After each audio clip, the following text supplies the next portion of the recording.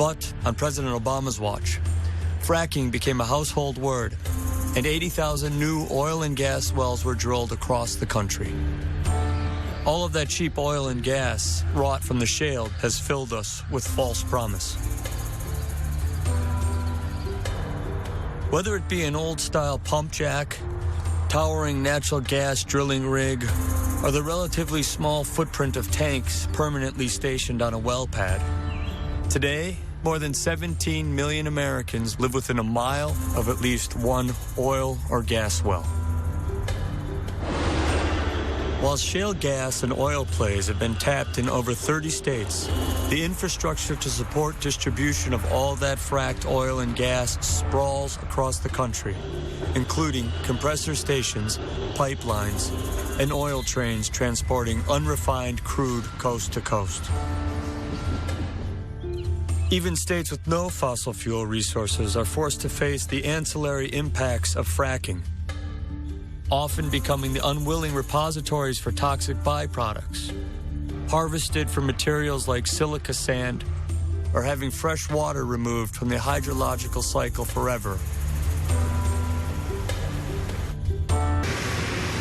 We want to introduce you to some of those 17 million people across the country that have paid a price for the boom in extreme energy extraction. It is their stories that will hopefully inform and hasten our next moves toward a clean energy revolution.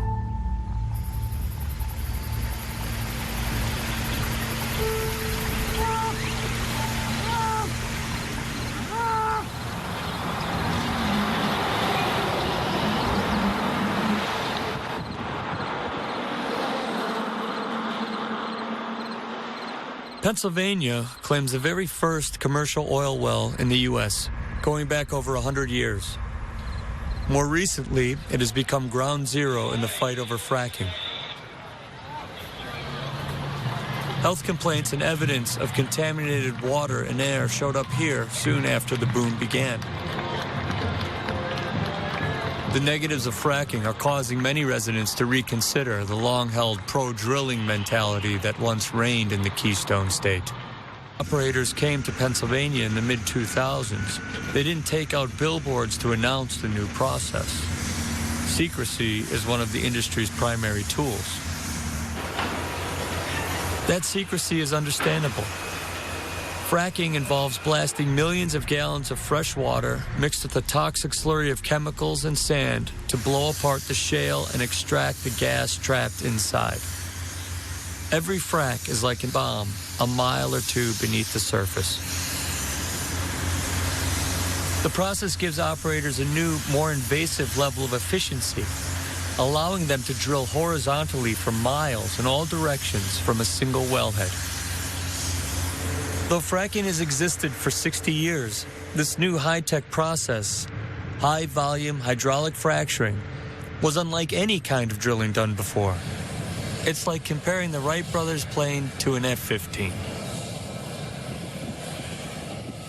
Mid-sized companies based in Texas and Oklahoma, with names like Cabot, Chesapeake, and Noble, became the state's fastest-growing employers. The result? Close to 10,000 new gas wells drilled across the state in just a few years. It snuck up on us, and we weren't really paying attention. This came on in the last 10 years very, very quickly, and it took a good long time for the citizens who were going to have to live with that fracking to catch up with it. Pennsylvania is a perfect example of they were really stampeded.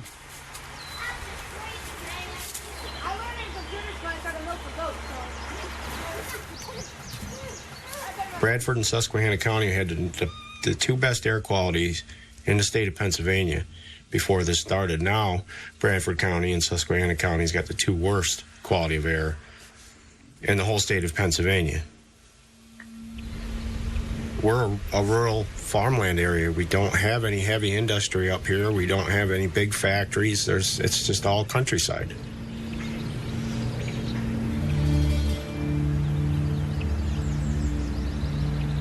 They're all around us, really. We have quite a few within a 2 or 3 mile radius of us, about 9 or 10 of them, I think. A year after we moved into here, one day all of a sudden our water turned all gray, and our neighbor's water turned all gray, and our well filled with methane and turned black, and our well was actually erupting like a geyser because there was so much methane in it. And our levels had went from 38.9 milligrams per liter, which the saturation point in water is 25 or 28 milligrams per liter. So anything beyond that, water can't hold it anymore, and it escapes. So our second test, our levels had went up to 58.9. So they had 58.4. 58.4. Mm-hmm. It's a good thing you're good with all those numbers, because we haven't had any water for 6 years. We live out of a buffalo, as they call it. We go every week for our own water. Take care of that ourselves. Even though we weren't the ones that ruined the water, we're the ones taking care of it. Pennsylvania feels it's our responsibility now, not Cabot's anymore. I mean, this place is spoiled now. I can't leave I'm going to leave it to my kids for what? So they can keep hauling water the rest of their lives? The government can have it back. They want it so goddamn bad. That's what it seems like to me. You know, here you are, you're using water as the club to smash apart the bedrock to get oil or gas out of it. On its journey down to the shale and back up again, it's picked up a lot of naturally occurring toxic chemicals that are trapped in the shale. And these can be heavy metals, these can be radioactive substances, and these can be other hydrocarbons, things like benzene, which we know with certainty is a carcinogen. And so all of these toxic chemicals that had been safely trapped in the shale a mile or more below our feet where they're not going to hurt anybody are now exhumed and brought to the surface.